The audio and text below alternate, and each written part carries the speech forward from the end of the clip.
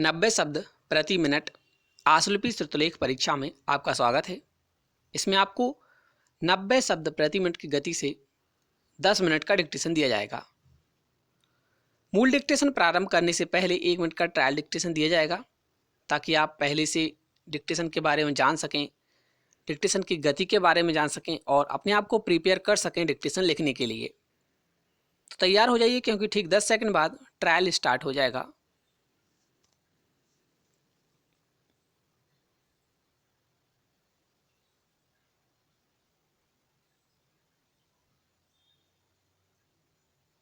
महोदय, सदन में श्रीलंका की तमिल समस्या के बारे में भी कुछ बातें कही गईं। हम पिछले 5 वर्षों से इस समस्या से जूझ रहे हैं। श्रीलंका की जनता के साथ हमारे सदियों पुराने संबंध हैं और उस देश में तमिल लोगों के हित कल्याण में हमारा गंभीर और स्थायी हित है। तमिल समस्या लिट्टे से कहीं बड़ी है और मेरा मानना है कि श्रीलंका सरकार तमिल लोगों की वैध चिंताओं और आकांक्षाओं को पूरा करने के लिए अपेक्षित संकल्प और साहस का प्रदर्शन करेगी, जिससे कि वे समान नागरिकों के रूप में आत्मसम्मान के साथ जीवन व्यतीत कर सकें। ट्रायल समाप्त हुआ। उम्मीद है आप लोगों ने लिखा होगा। आपको इसी गति पर लगातार 10 मिनट तक डिक्टेशन लिखना है। चूँकि ये ट्रायल है तो इसको आपको ट्रांसलेट नहीं करना है, इसे आप क्रॉस कर सकते हैं या फिर सेफ रख सकती हैं, आपकी चॉइस है। लेकिन मूल डिक्टेशन आपको नए पैराग्राफ से लिखना है ताकि आप कंफ्यूज ना हो ट्रांसलेशन के टाइम पे। आप चाहें तो नए पेज से भी मूल डिक्टेशन लिख सकते हैं।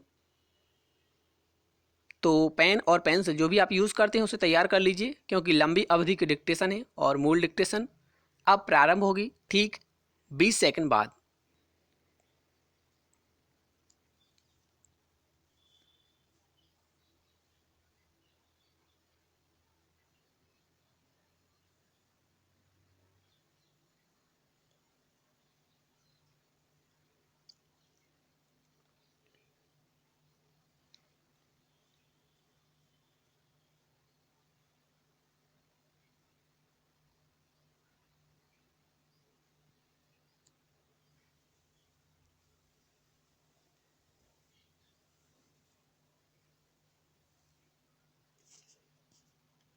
महोदय, आतंकवाद तथा वामपंथी उग्रवाद जैसी खतरों के कारण आंतरिक सुरक्षा के बारे में भी चिंता व्यक्त की गई है।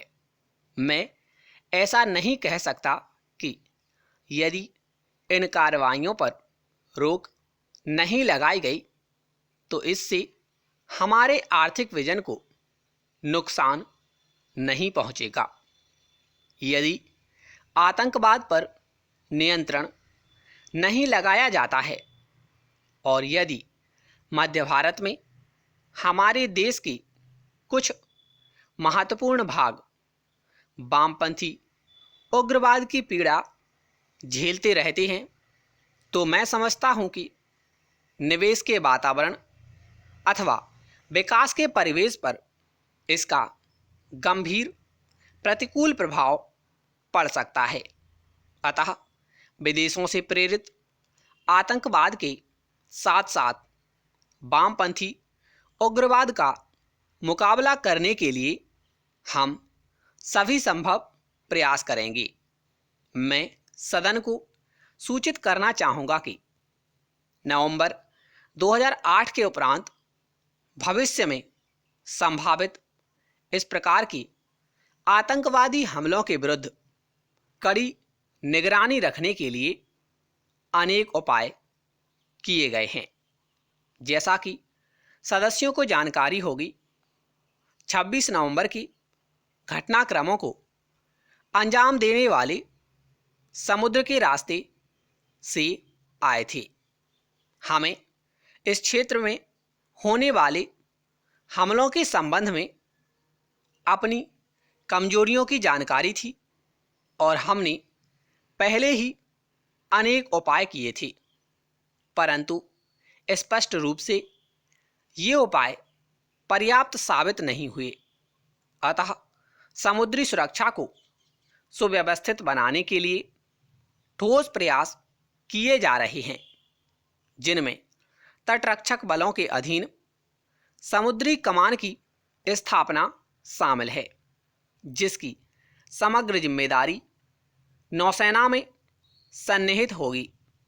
तटस्थ बलों और नौसेना के प्रयासों को संपूरित करने के लिए हमने समुद्रीय पुलिस स्टेशनों की संख्या में वृद्धि की है। महोदय, अनेक अन्य कदम भी उठाए गए हैं, परंतु मैं इनमें से कुछ के बारे में ही कहूँगा। आसूचना के आदान प्रदान में सुधार इनमें से एक कदम है। बहु एजेंसी केंद्र को सक्रिय बनाया गया है तथा कुछ और राज्यों में सहायक बहु एजेंसी केंद्रों की स्थापना की गई है। यह प्रक्रिया शीघ्र ही पूरी हो जाएगी। सुव्यवस्थित तरीके से कार्रवाई योग्य सभी प्रकार की आसूचना का ऑनलाइन अंतरण करने के लिए नेट केंद्रित सूचना कमान रूपरेखा बनाई जा रही है। मुझे इस नेट केंद्रित सूचना केंद्र की स्थापना के उपरांत उत्पन्न होने वाली समस्याओं की जानकारी है। श्री अरुण शौरी ने भी इस प्रणाली की कमजोरियों का संकेत किया था। मुझे विश्वास है कि सुरक्षा एजेंसियां उनके द्वारा की गई टिप्पणियों पर ध्यान देंगी।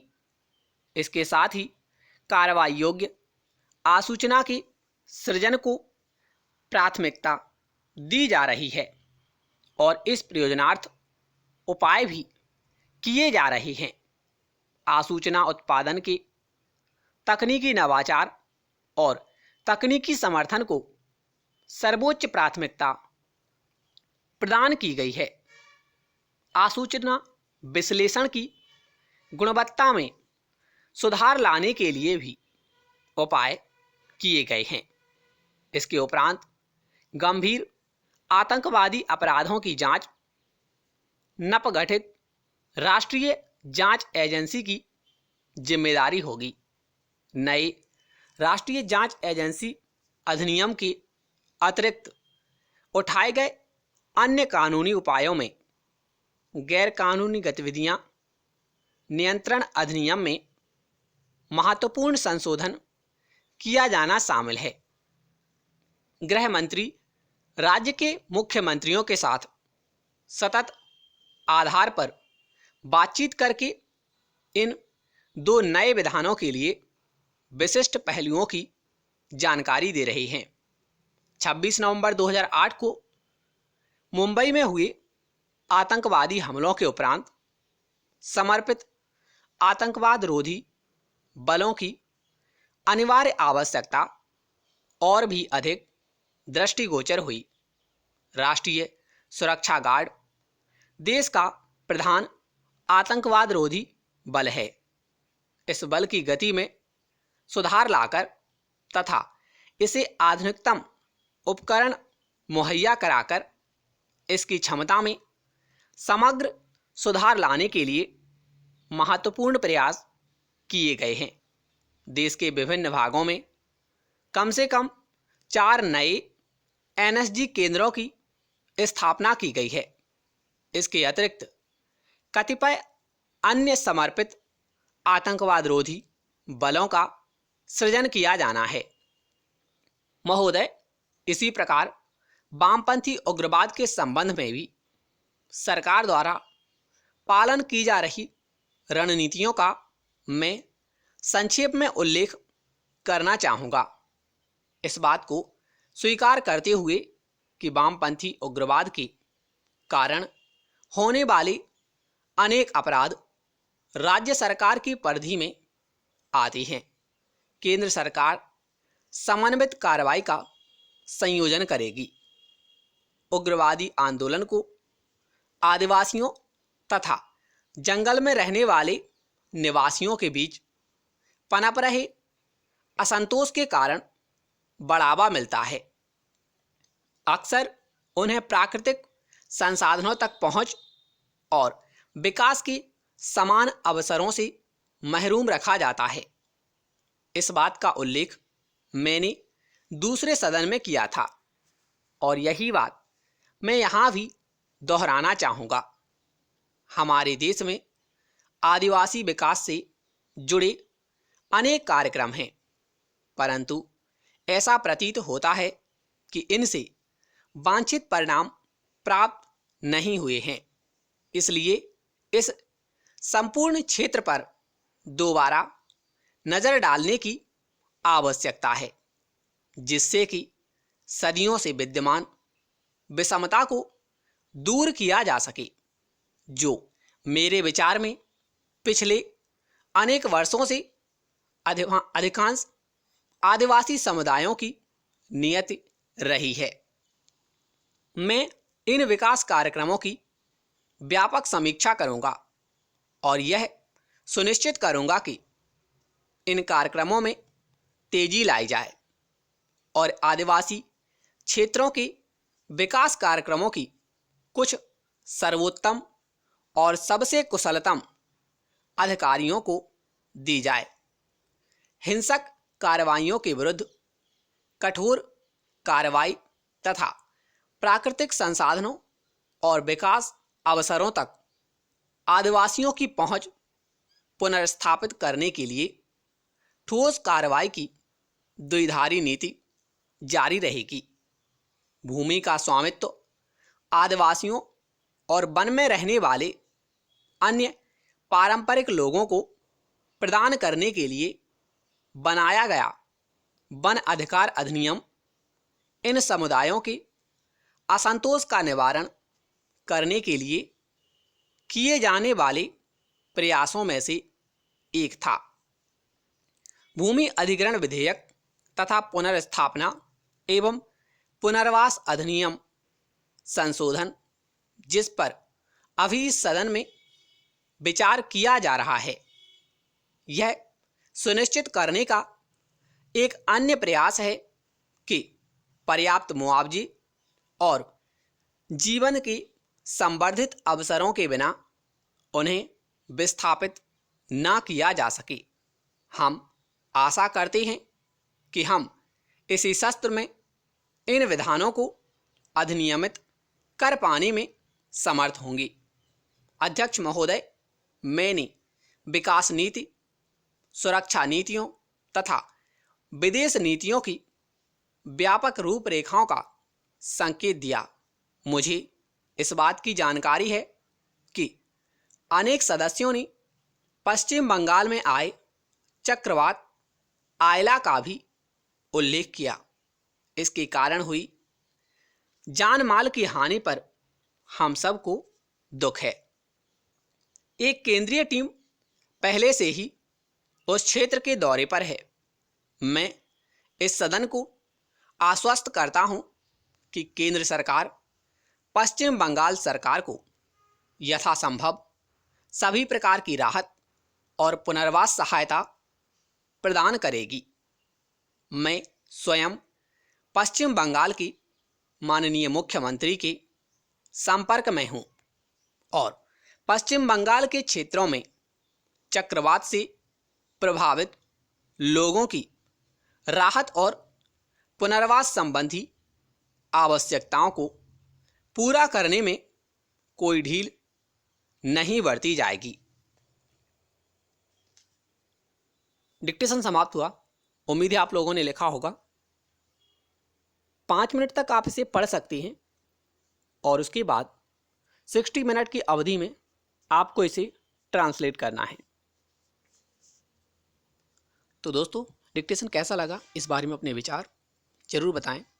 और हाँ, अगर आपने अभी तक इस चैनल को सब्सक्राइब नहीं किया तो कर लीजिए, क्योंकि डेली अपडेट्स आपको मिल जाती हैं। खास बात ये कि इसके जो भी PDF हैं वो आपको ग्रुप में मिल जाती हैं। अगर आपने ग्रुप ज्वाइन नहीं किया तो डिस्क्रिप्शन चेक करके वहाँ से व्हाट्सएप ग्रुप को ज्वाइन कर सकती हैं। क्योंकि फर्स्ट ग्रुप फुल हो चुका है तो आप सेकंड ग्रुप को ज्वाइन कर सकते हैं, जो कि हमने हाल ही में क्रिएट किया है, वहाँ पर आप इसे ज्वाइन कर सकती हैं।